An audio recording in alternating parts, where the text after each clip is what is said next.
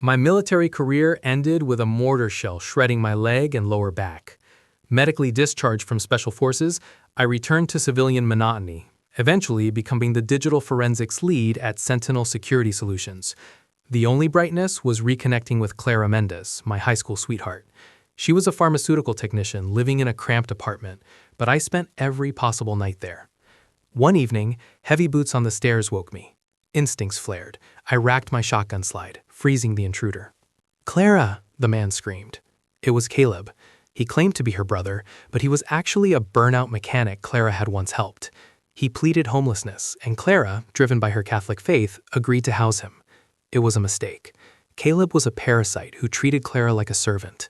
The tension snapped on a Tuesday when he pointed to a dirty sink and demanded I washed his dishes. "Go to athing yourself," I snapped, turning to walk down the external stairs to cool off. I was 3 steps down when the door flew open. Caleb shoved me from behind. I tumbled, my head cracking against the concrete landing. He jumped on me, but the pain triggered a cold, tactical rage. I reversed our positions, pinning him to the concrete and raining blows on his face. I didn't care if I unalived him. In that moment, the soldier decided someone had to die. "Tuyen, stop!" Clara's scream pierced the red mist. I pulled back, chest heaving. Caleb immediately spat blood and lies. "Sister, he threatened to unalive me. He threw me down the stairs." Clara didn't believe him. Neighbor security footage would later confirm he attacked me from behind. The next morning was a surreal return to routine. I drove Clara to work and took her 4-year-old daughter, Sophia, to Little Sprouts Academy. Her innocence felt like a balm on my frayed nerves. After dropping her off, I arrived at Sentinel Security Solutions and walked to Arthur Sterling's office. The managing partner looked at my split knuckles and the cold pack on my swelling skull. "Julian," Arthur sighed, "you look like a train wreck." I refused their offer to call the police, wanting to bury the incident. Arthur stood up, shifting from boss to commander. He ordered me to press charges, threatening mandatory medical leave if I didn't comply. I told Arthur I would take the mandatory medical leave.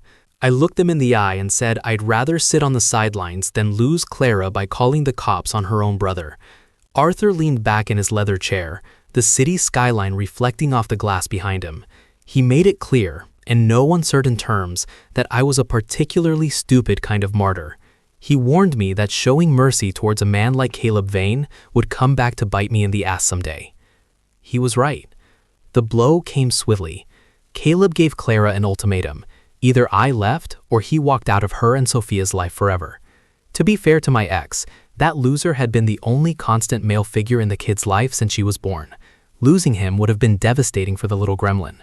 Clara wanted to spare her daughter that pain, and so that meant I got the axe. Honestly, I would have preferred a physical axe to the heart. What I actually felt was infinitely worse. It is one thing when you are saying goodbye to the woman you love, watching the light fade from her eyes in the hallway of the Mendez apartment. But to have to also say goodbye to a sobbing little kid you wanted so much in your heart to adopt and make your own, that is a different breed of agony. I don't want to meet the man who can hold back the tears from that. That man scares me. I retreated to the Vane residence. The silence of my suburban house was deafening without their laughter. I put together a cardboard box with the toys, keepsakes, and clothing items they had left behind, a forgotten hair clip, a coloring book from Little Sprouts Academy. I waited for the right time to bring it by her work, moving through my days like a broken man. But that little bastard wasn't done. He wanted to kick me while I was down. He had mentioned a while ago that he had friends, associates from places like the West Side Repair Shop, who would handle his light work if he ever needed them. I always thought he was bluffing. He wasn't. He had friends with rap sheets and bad intentions, and in the months that followed the breakup, he put them to work. I woke up one gray morning to discover my car had been blocked up on cinder blocks in my driveway. The wheels were gone, the windows busted out into glittering shards, and crude slurs were spray-painted across the doors. What my insurance didn't cover cost me $2,500 in repairs. The police were called and a report was made, but the surveillance footage from my home system was useless. Faces covered, gloves on.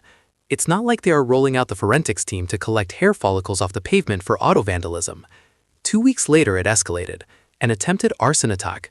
Someone wearing a mask and a dark hoodie lit a Molotov cocktail and threw it at my front door's welcome mat. If the fire sprinklers I'd installed hadn't actually worked, the Vane residence would have burnt down with me inside. I wasn't keen on jumping from the second-floor balcony to escape the flames. That was a more serious crime. The cops were very interested in solving it, but again, there were no usable prints, just a masked figure on a camera feed. Then it was quiet for a month. My ex reached out to me when she heard about the fire. I told Clara Mendez plainly that I knew it was my brother, Caleb, behind the attacks. "You don't have any proof, Julian," she said, though the hesitation in her tone suggested she knew I was right. She promised to speak with him, and the vandalism stopped, until the police detectives came knocking. I had given them Caleb's name the moment the Molotov cocktail scorched my welcome mat. Clara had forced Caleb to find legitimate employment, threatening to kick him out if he didn't contribute. He snagged a gig at Westside Repair, a garage with a shady reputation. That worked until the police started sniffing around about the arson attempt at my house. The owners didn't appreciate law enforcement scrutinizing their payroll, so Caleb got the boot immediately. I imagine he deeply appreciated that turn of events. Retaliation came on a Tuesday. I was getting home late from work in the gym. I pulled my rental car into my designated spot at the Vane residence and headed up to my apartment. I was completely unarmed. My position as digital forensics lead at Sentinel Security came with strict protocols. It is rare for non-field staff to be allowed weapons on the premises. Since there were no secure lockers, I left my pistol at home on workdays. That policy is why I didn't have a weapon on my hip the night my brother jumped me. I lived on the 3rd floor with an open-air stairwell. As I fumbled with my keys, heavy footsteps thundered down the concrete stairs behind me. I spun around, dropping my groceries, to see 4 figures in dark hoodies and masks rushing toward me. My door was unlatched, so I tried to slam it shut.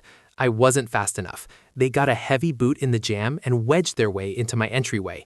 What followed took place during a chaotic window of exactly 14 seconds, confirmed later by a neighbor's camera timestamps. I kept a loaded pistol on the top shelf of the coat closet next to my front door. In the violent scuffle with the first intruder, I took a hard shove to the chest, but managed to twist away. I reached blindly into the closet, fingers brushing wool coats, until I felt the cold steel of the grip. I found the gun, ripped it free, and pushed myself back to give us both space. With several feet of space finally established, the attack seemed to slow into high-definition frames. I saw all 4 men crowding my doorway.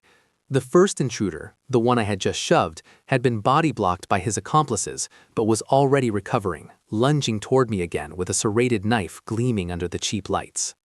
I raised my SIG P226. Just as I heard a shout of "gun," I was lining up my sights. I didn't hesitate. No limb shots, no warning shots. In that narrow stairwell, I aimed for body, head, just as I had trained. The first man went down instantly. The second, trapped in the bottleneck, caught 2 rounds passing through the first target before I plugged him in the forehead.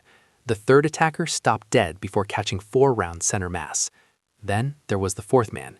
He was scrambling over the falling bodies when I emptied the rest of my magazine.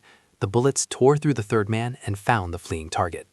Unfortunately, that target, my own brother, Caleb, survived. It was a cruel mercy. The scene was a nightmare. The first 3 were pronounced dead on the scene.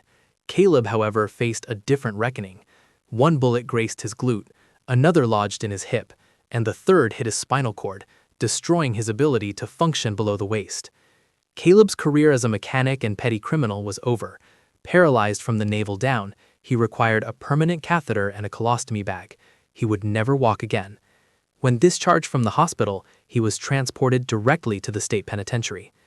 Because his accomplices died during a felony he helped organize, Caleb caught murder charges for all of them. He was also charged with conspiracy, assault, and reckless endangerment. He was never going to breathe free air again. I wanted to say this ended like a fairy tale. I wanted Clara, my Catholic girlfriend, to rush to my side, thankful I survived.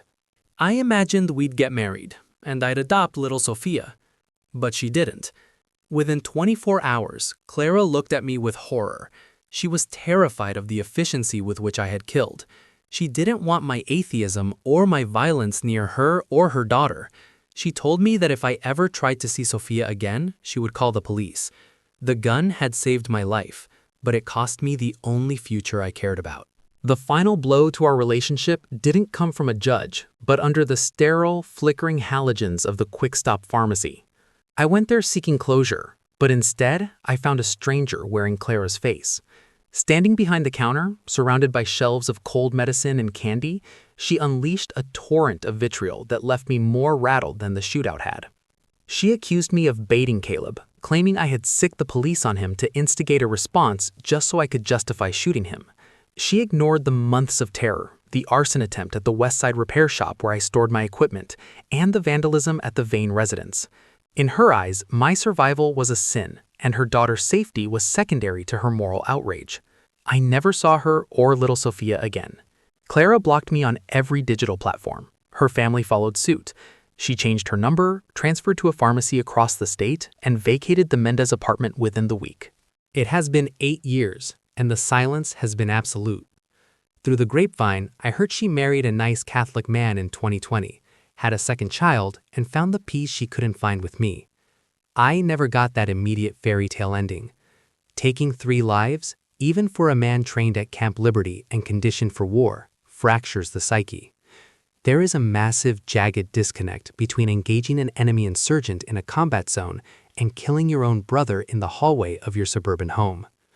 The Vane residence became a mausoleum of trauma. For a full year, I couldn't touch my firearms without my hands trembling uncontrollably, the cold steel inducing vivid, suffocating panic attacks. Arthur Sterling, the managing partner at Sentinel Security Solutions and my former commander, was my lifeline. He shielded me from the media fallout and ensured the investigation cleared me completely. When the threats lingered, Arthur offered me a safe house, but I declined. I had to face the ghosts on my own terms. 8 years later, the ghosts are quiet. I retired from the service and now serve as the digital forensics lead at Sentinel. The work is cerebral, precise, and lucrative. I've built a new life, anchored not by violence, but by stability. Dr. Eris Thorne, a brilliant research scientist I met 3 years ago, has been the balm to my old wounds.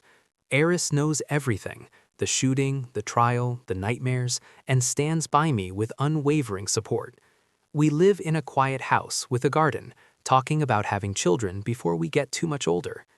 Life is good, but closure arrived in a grim notification just the other day. A Google alert I had set 8 years ago finally triggered. Caleb Thane, obituary. It turns out that Ironwood State Penitentiary is a cruel place for a paralyzed man who refuses to keep his mouth shut. According to the internal reports I dug up, Caleb continued his tough guy act from his wheelchair, flexing on lifers who had nothing to lose. Eventually, someone got tired of the noise. They dragged him out of his chair and used the heavy metal frame to beat him to death, finishing the job with steel-toed boots. Of course, the obituary glossed over the brutality. It described him as a bright and lovable lad who fell on hard times, omitting the monster he became. The only real shock was the final line. He is survived by a daughter none of us knew existed. It's a tragic footnote, but perhaps it's for the best that she never knew him. Some family trees need pruning before they can rot the rest of the garden.